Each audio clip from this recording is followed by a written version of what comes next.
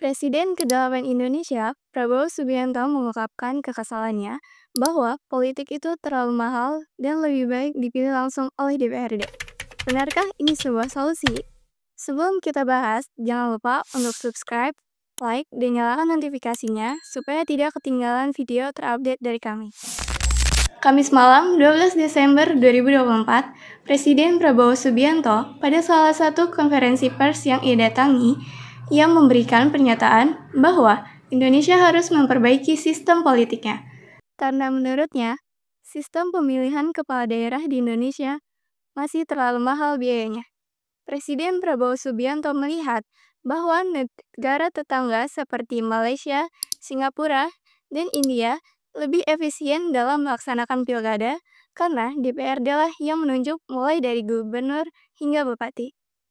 Presiden Prabowo Subianto berpendapat bahwa daripada mengeluarkan dana pemilihan puluhan triliun rupiah, lebih baik dialokasikan untuk membantu gizi anak-anak hingga pembangunan infrastruktur.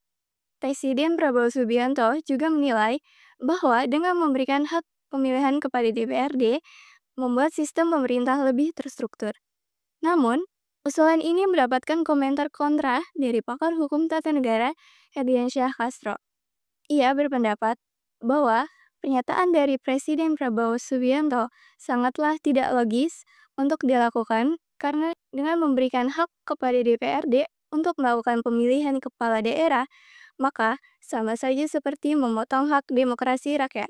Ini bertentangan dengan peraturan Undang-Undang Dasar Negara Republik Indonesia tahun 1945 pasal 1 ayat 2 yang menyatakan bahwa kedaulatan berada di tangan rakyat dan bagi setiap warga negara dapat menggunakan hak pilihannya.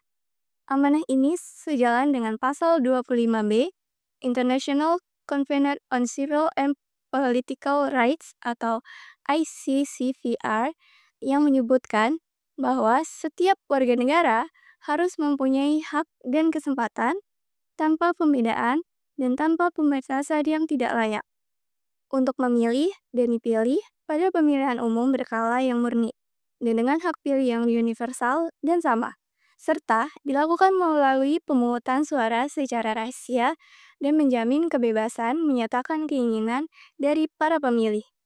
Untuk itu, menurut Herdiansyah, pilkada secara langsung merupakan jaminan bagi para setiap warga negara untuk dapat menggunakan hak pilihnya.